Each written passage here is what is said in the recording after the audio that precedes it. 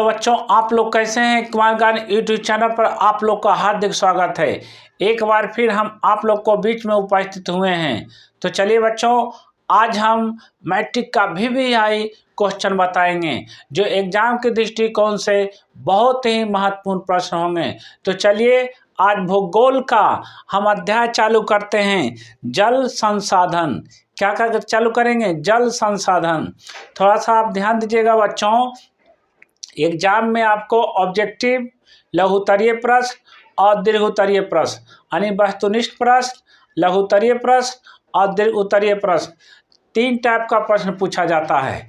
तो आज हम बात करेंगे जल संसाधन के बारे में, यानी जल संसाधन से कौन कौन सा ऑब्जेक्टिव क्वेश्चन आपके एग्जाम के दृष्टिकोण से महत्वपूर्ण होंगे, उन क्वेश्चनों को हम बताएंगे। उसके बाद हम लघुत्तरीय प्रश्न बताएंगे कि जल संसाधन से कौन कौन से लघुत्तरीय प्रश्न जो होंगे महत्वपूर्ण है एग्जाम के दृष्टिकोण से। उसके बाद हम दीर्घोत्तरीय प्रश्न बताएंगे कि आपके एग्जाम में जल संसाधन से कौन कौन सा दीर्घोत्तरीय प्रश्न आपके एग्जाम में पूछेगा।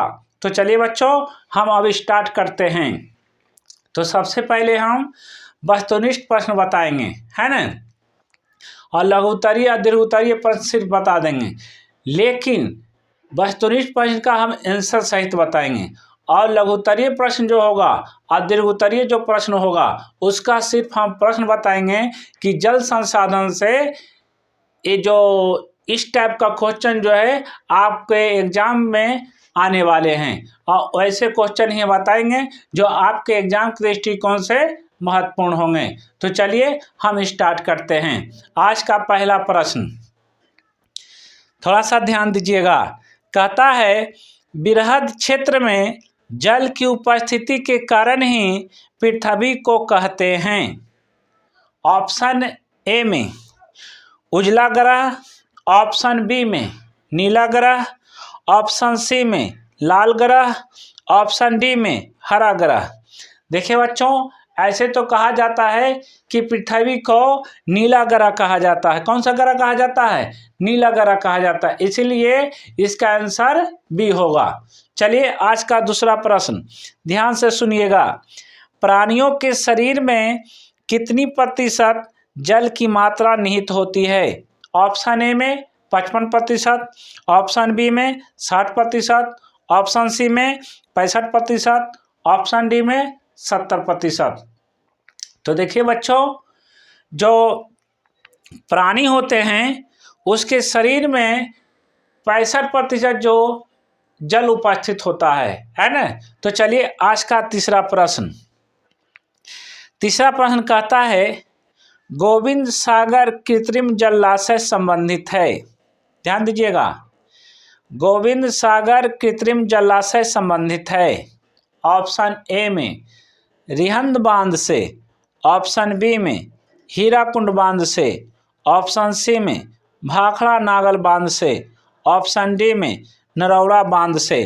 तो आपको बच्चों ध्यान देना है कि गोविंद सागर कृत्रिम जलाशय कहाँ है। तो आपको याद रखना है भाखड़ा नागर बांध से ये संबंधित है। कौन सा? गोविंद सागर कृत्रिम जलाशय। तो चलिए इसका ऑप्शन यानी आंसर कौन होगा? आंसर सी होगा, है ना। क्वेश्चन नंबर 3 का आंसर सी होगा, ठीक, भाखड़ा नागर बांध से। तो चलिए बच्चों आज का चौथा प्रश्न, थोड़ा प्रश्न पर ध्यान दीजिएगा। कहता है हीराकुंड परियोजना किस नदी पर है? ऑप्शन ए में महानदी पर, ऑप्शन बी में गोदावरी, ऑप्शन सी में दामोदर, ऑप्शन डी में सतलज।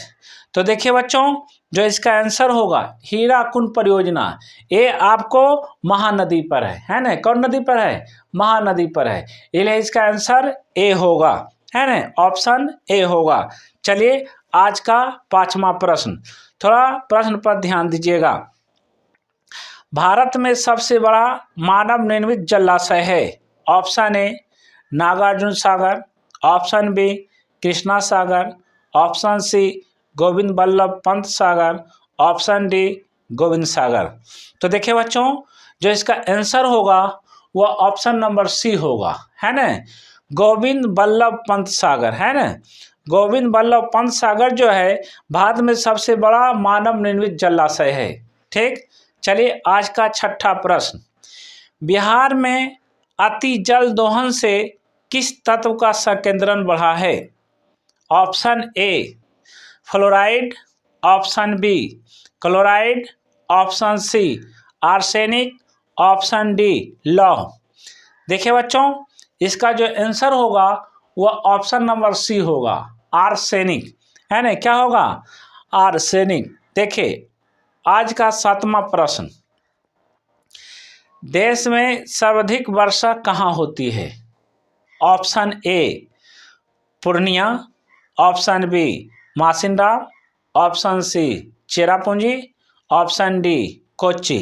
तो देखिए बच्चों, जो इसका आंसर होगा वह होगा ऑप्शन नंबर बी मासिन राम। चलिए बच्चों, आज का आठवां प्रश्न, देश के बांधों को किसने भारत का मंदिर कहा था? Option A Mahatma Gandhi, option B doctor Rajendra Prasad, option C Pandit Jawaharlal Nehru, option D Swami Vivekananda. तो देखिए बच्चों, जो इसका आंसर होगा वह होगा ऑप्शन नंबर सी, है ना, पंडित जवाहरलाल नेहरू। पंडित जवाहरलाल नेहरू ने कहे थे भारत का मंदिर, किसको कहे थे? देश के बांधों को भारत का मंदिर कहने वाले व्यक्ति कौन थे? पंडित जवाहरलाल नेहरू थे, है ना। आज का नौवां प्रश्न ध्यान दीजिएगा। नौवां प्रश्न में कहता है नर्मदा घाटी परियोजना किन राज्यों से संबंधित है? ऑप्शन ए में बिहार, उत्तर प्रदेश, मध्य प्रदेश, ऑप्शन बी में तमिलनाडु, केरल, कर्नाटक, ऑप्शन सी में पश्चिम बंगाल, उत्तर प्रदेश, पंजाब, ऑप्शन डी में गुजरात, महाराष्ट्र, मध्य प्रदेश। तो देखिए बच्चों, जो इसका आंसर होगा वह होगा option number D Gujarat, Maharashtra और मध्य प्रदेश, है ना। तीन राज्य गुजरात, महाराष्ट्र और मध्य प्रदेश, ये तीनों राज्यों से संबंधित है नर्मदा घाटी परियोजना, हमेशा याद रखिएगा। चलिए आज का क्वेश्चन नंबर 10 ध्यान से सुनिएगा। भारत का सबसे लंबा बांध कौन सा है? ऑप्शन ए में हीराकुंड बांध, ऑप्शन बी में टिहरी बांध, ऑप्शन सी में रिहंद बांध, ऑप्शन डी में भाखड़ा नागर बांध। तो देखिए बच्चों, इसका जो आंसर होगा वह होगा ऑप्शन नंबर ए हीराकुंड बांध, है ना। हीराकुंड बांध जो है भारत का सबसे लंबा बांध है। चलिए आज का 11वां प्रश्न, 11वां प्रश्न पर थोड़ा ध्यान दीजिएगा। भाखड़ा नागर परियोजना किस नदी पर बनी है? ऑप्शन ए में महानदी, ऑप्शन बी में सतलज, ऑप्शन सी में गोदावरी, ऑप्शन डी में कृष्णा। तो ध्यान दीजिएगा बच्चों, जो भाखड़ा नागर परियोजना है वह सतलज नदी पर है, इसलिए इसका आंसर ऑप्शन बी होगा। चलिए आज का 12वां प्रश्न, 12वां प्रश्न पर थोड़ा सा ध्यान दीजिएगा, है ना। कहता है प्रथम राष्ट्रीय जल नीति कब लागू हुई? ऑप्शन ए में अगस्त 1980, ऑप्शन बी में जुलाई 1985, ऑप्शन सी में सितंबर 1987, ऑप्शन डी में अक्टूबर 1990। तो देखिए बच्चों, प्रथम राष्ट्रीय जल नीति जो लागू हुआ था वह हुआ था सितंबर 1987 ईस्वी में, इसलिए इसका आंसर ऑप्शन सी होगा, है ना। चलिए आज का 13वां प्रश्न, 13वां प्रश्न कहता है कृष्णा राज सागर बांध किस नदी पर बना है? ऑप्शन ए में कृष्णा, ऑप्शन बी में नर्मदा, ऑप्शन सी में कावेरी, ऑप्शन डी में रिहंद। तो देखिए बच्चों, जो कृष्णा राज सागर बांध है वह कावेरी नदी पर बना था, है ना, इसलिए इसका ऑप्शन सी होगा, है ना। क्या होगा? ऑप्शन सी होगा। आज का 14वां प्रश्न, थोड़ा ध्यान दीजिएगा प्रश्न पर। भूमिगत जल स्तर की गिरावट रोकने के लिए कौन योजना चलाई गई? बताइए। भूमिगत जल स्तर की गिरावट रोकने के लिए कौन योजना चलाई गई? बताइए। ऑप्शन ए में वर्षा जल संग्रहण, ऑप्शन बी में watershed management, option C में ड्रिप सिंचाई, ऑप्शन डी में इनमें से सभी। तो देखिए बच्चों, इसका जो आंसर होगा इनमें से सभी होगा, ऑप्शन डी होगा। चलिए आज का 15वां प्रश्न थोड़ा सा ध्यान दीजिएगा। दक्षिण भारत की सबसे बड़ी नदी घाटी परियोजना कौन सी है? ऑप्शन ए में तुंगभद्रा, ऑप्शन बी में शरावती, ऑप्शन सी में चंबल, ऑप्शन डी में हीराकुंड। तो देखिए बच्चों, जो इसका आंसर होगा वह होगा तुंगभद्रा, है ना, ऑप्शन नंबर ए होगा। चलिए आज का 16वां प्रश्न कहता है किस भाग में मैनग्रोव वन सबसे अधिक पाया जाता है? ऑप्शन ए में पूर्वोत्तर राज्य, ऑप्शन बी में सुंदरवन, ऑप्शन सी में पश्चिमी तट, ऑप्शन डी में अंडमान निकोबार द्वीप समूह। तो देखिए बच्चों, जो इसका आंसर होगा वह होगा सुंदरवन, ऑप्शन नंबर बी होगा, है ना, क्या होगा? ऑप्शन नंबर बी होगा। चलिए आज का 17वां प्रश्न थोड़ा सा ध्यान दीजिएगा। शरावती नदी घाटी परियोजना कहाँ अवस्थित है? Option A Bihar, option B Karnataka, option C Uttar Pradesh, option D Tamil Nadu. तो देखिए बच्चों, जो इसका आंसर होगा वह होगा कर्नाटक, है ना, क्या होगा? कर्नाटक, ऑप्शन नंबर बी होगा, है ना। चलिए आज का 18वां प्रश्न, 18वां प्रश्न पर थोड़ा ध्यान दीजिएगा।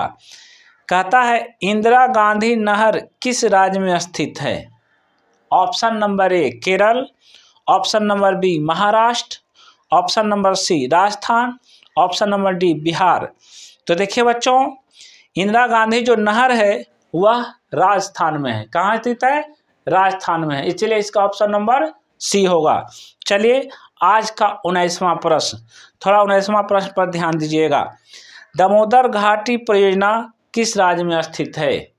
Option number A Jharkhand, option number B Paschim Bengal, option number C Bihar, option number D Orissa. तो देखिए बच्चों, जो दामोदर घाटी परियोजना है वह झारखंड में है। कहाँ है? झारखंड में है। चलिए बच्चों, इसका ऑप्शन नंबर क्या होगा? ए होगा। चलिए आज का 20वां प्रश्न, थोड़ा 20वां प्रश्न पर आप लोग ध्यान दीजिएगा, है ना। 20वां प्रश्न देखिए, कहता है कि डॉक्टर मेधा पाटकर घनिष्ठ रूप से जुड़ी है। यानी कहने का अर्थ हुआ कि जो डॉक्टर मेधा पाटकर हैं वह किससे जुड़ी हुई हैं? ऑप्शन नंबर ए में गंगा बचाओ आंदोलन से, ऑप्शन नंबर बी में दून घाटी आंदोलन से, ऑप्शन नंबर सी में नर्मदा बचाओ आंदोलन से, ऑप्शन नंबर डी में साइलेंट घाटी आंदोलन से। तो देखिए बच्चों, जो इसका आंसर होगा वह होगा ऑप्शन नंबर सी नर्मदा बचाओ आंदोलन से, है ना, क्या होगा? ऑप्शन नंबर सी नर्मदा बचाओ आंदोलन से। चलिए बच्चों, आज का 21वां प्रश्न, थोड़ा 21वां प्रश्न पर ध्यान दीजिएगा। कहता है जोग प्रपात किस नदी पर है? Option number A Mahanadi, option number B Sharavati, option number C Tungabhadra, option number D Chambal. तो आपको ध्यान देना है बच्चों, जो जोग प्रपात है वह शरावती नदी पर है, ऑप्शन नंबर बी होगा। चलिए बच्चों, आज का अंतिम प्रश्न और इस अध्याय का अंतिम प्रश्न है ना, प्रश्न नंबर आज का 22वां, है ना। देखिए, कहता है असवान बांध किस नदी पर बना है? असवान बांध किस नदी पर बना है? Option number A Nile, option number B Amazon, option number C Krishna, option number D Godavari. तो देखिए बच्चों, असवान बांध जो बना है वह नील नदी पर बना है। तो चलिए बच्चों, जल संसाधन से ऑब्जेक्टिव जो प्रश्न था वो समाप्त हुआ। अब हम आप लोग को बताते हैं कि जल संसाधन से लघुत्तरीय प्रश्न आपके एग्जाम में कौन कौन सा आने वाला है, उसको थोड़ा सा हम आपको बता देते हैं, जिससे तैयारी करने में आप लोग की सुविधा होगी, कोई तरह का परेशानी आपको झेलना नहीं पड़े, है ना। तो चलिए आज का पहला प्रश्न, थोड़ा ध्यान दीजिएगा। नदी घाटी परियोजना के मुख्य उद्देश्य क्या हैं? क्या बोल रहे हैं? आज का क्वेश्चन नंबर पहला, नदी घाटी परियोजना के मुख्य उद्देश्य क्या हैं? आज का क्वेश्चन नंबर दूसरा, जल संसाधन के क्या उपयोग हैं? हमेशा याद रखिएगा, जल संसाधन के क्या उपयोग हैं। क्वेश्चन नंबर आज का 3, भारत के किन भागों में नदी डेल्टा का विकास हुआ है? भारत के किन भागों में नदी डेल्टा का विकास हुआ है? आज का क्वेश्चन नंबर 4, ध्यान दीजिएगा, नदी घाटी परियोजना के किन्हीं 2 लाभों का उल्लेख कीजिए। है ना, क्वेश्चन नंबर 4 क्या कह रहा है, फिर से सुन लीजिए, नदी घाटी परियोजना के किन्हीं 2 लाभों का उल्लेख कीजिए। आज का क्वेश्चन नंबर 5, ध्यान दीजिएगा, भारत की नदियों के प्रदूषण के कारणों का वर्णन कीजिए। भारत की नदियों के प्रदूषण के कारणों का वर्णन कीजिए। आज का क्वेश्चन नंबर 6, ध्यान दीजिएगा, मृदु जल क्या होता है? मृदु जल क्या होता है? चलिए आज का क्वेश्चन नंबर 7, आप 7 क्वेश्चन नंबर आप ध्यान से सुनिएगा। कहता है कि नदी घाटी परियोजनाओं को बहुउद्देशीय क्यों कहा जाता है?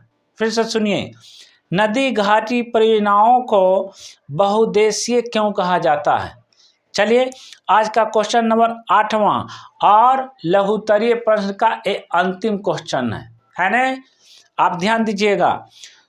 नदी घाटी परियोजना से उत्पादित जल विद्युत का वर्णन कीजिए। देखिए बच्चों, ये लघुत्तरीय प्रश्न है, इन प्रश्नों को आप बेहतरीन ढंग से घर में लिखकर इसको याद कीजिए। आपके एग्जाम के दृष्टिकोण से ये समय प्रश्न बहुत ही महत्वपूर्ण है। तो चलिए, जल संसाधन से अब हम दीर्घ उत्तरीय प्रश्न आप लोग को सामने प्रस्तुत करते हैं। दीर्घ उत्तरीय प्रश्न मात्र हम एगो इस अध्याय से देंगे, थोड़ा सा इन प्रश्नों पर आप ध्यान दीजिएगा, है ना। तो चलिए, दीर्घ उत्तरीय का पहला प्रश्न आप ध्यान दीजिएगा, है ना। चलिए एक ही प्रश्न हम देवे करेंगे इसमें से दीर्घ उत्तरीय में, है ना, जल संसाधन से। चलिए हम प्रश्न पढ़ते हैं। कहता है, वर्षा जल संग्रहण एवं पुनः चक्रण की विधियों का वर्णन कीजिए। देखिए बच्चों, अगर आप लोगों को वीडियो पसंद आया तो कुमार ज्ञान यूट्यूब चैनल को लाइक, सब्सक्राइब एवं शेयर जरूर करें। जय हिंद, जय भारत।